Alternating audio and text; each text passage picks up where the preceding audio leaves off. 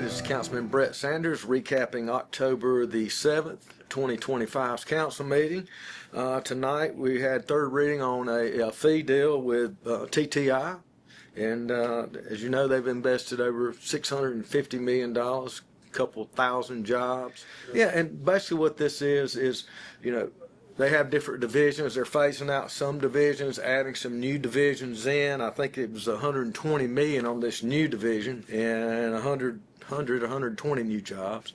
And it's phasing out a certain other division. So in a fee deal, everything is spelled out. So as that come back across to phase out a division or to change the name of a division or to actually expand. So that's what that was. Also tonight, third reading, the moratorium, temporary moratorium passed third reading. You can't build anything more than 4 houses at the present time, and that will go on for 90 days. It actually started first reading, and now it'll be 90 days from today's date. I do know that we have some meetings with CodeWright, the company that is coming in, addressing some of our ordinances, looking at some of our appeals from Planning Commission, and just getting everything kind of united and getting rid of old ordinances and giving ideas on new current ordinances and things that we should have in place. Also tonight, we voted for final reading on overtime compensation during the declared disaster for like our emergency personnel and our enforcement center that over here at the old, which most people would know, the old Duke Power building is where our emergency management system works out of. So I do know that in Hurricane Helene, they had a headquarters or a setup at the Civic Center, which people work 24 hours a day for several days and a nap on a couch. So I'm glad to be a part of seeing that they get compensated. I know a lot of the compensation comes back through grants and things of that nature. So, but that was done. Also tonight we had a couple of fee deals. One was the Farm Bureau.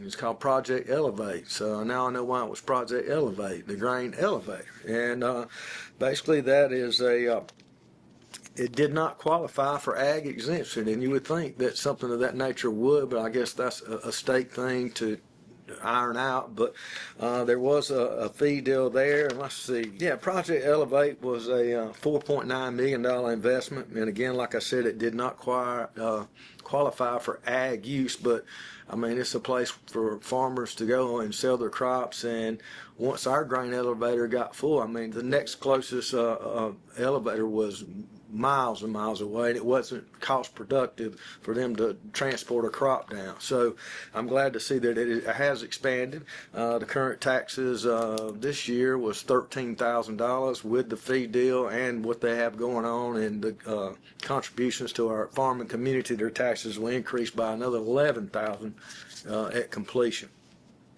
Also tonight we did a 2015 Dodge Challenger or Charger for the town of Iva. I think they had a vehicle down there that caught fire, and it was a vehicle that we'd actually had let the town of Belton use, and we recycled it back now, and it's going back to Iva.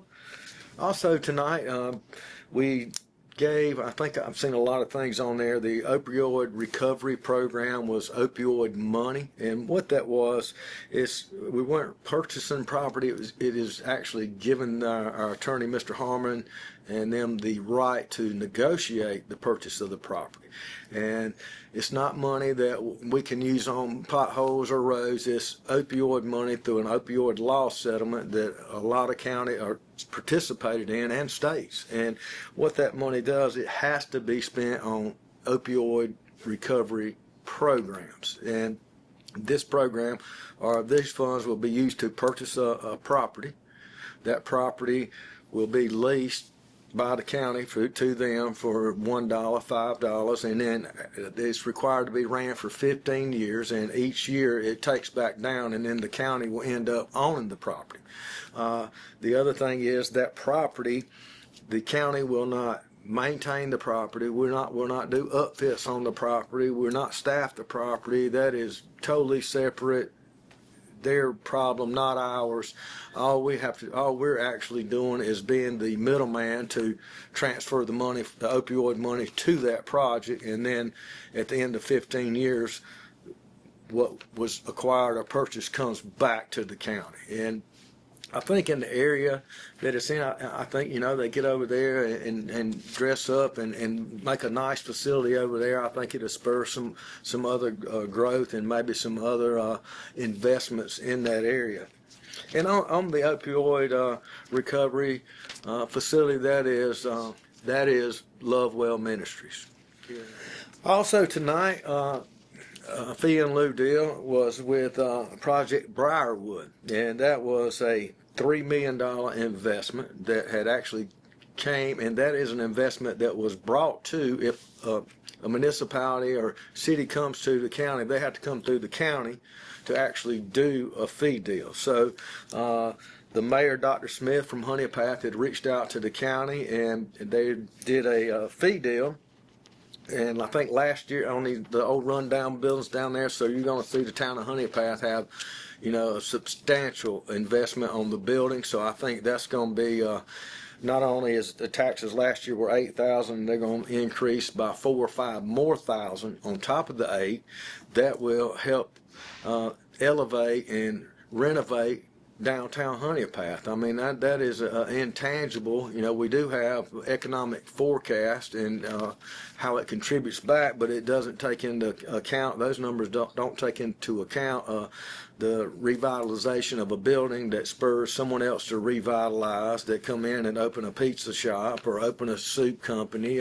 So I'm happy to see that type of investment going downtown to help revitalize and help kick off the revitalization of Honeypath. And like I said, there, Mayor Dr. Smith had reached out, and I think it's going to be a good project for them. And I'm looking to see the fruitions of that project and how it positively impacts the town of Honeypath. And finally, tonight we did the assessor's office, a CAMA software. And that software goes hand in hand. We had the deed software to where someone could steal your property, and that part's already in place to where if someone is trying to file a deed or something against your property, you're notified right then within a certain time to stop something like that from happening. And also, I think people don't, this new program, it was a 3-part, it's going to be the deeds, it goes in the assessor's office to help the assessor with mass appraisals. And I think Councilman Sullivan and I had worked on this project back in January, and I don't think people realize that when they do an appraisal on a building, they actually sit there and enter 40 feet by 80 feet, enter the number of bed. I mean, it takes one person 30, 40 minutes to do one building. I mean, that's ridiculous. The time that's being wasted, this software alone will make it instantaneous. It'll be able, the employees over there will be able to get a lot more work done with a lot less stress. And the final section of that will be going into place will be the billing and collecting. So we've got 2 done now, or implementing this last one now, or the second one, and the final will be implemented, and I think it will be I think the systems have a better appraisal, or more efficient and correct appraisal, than it'll take out a lot of the subjectivity. So I'm glad to see that happening, and just want everyone to have a great night.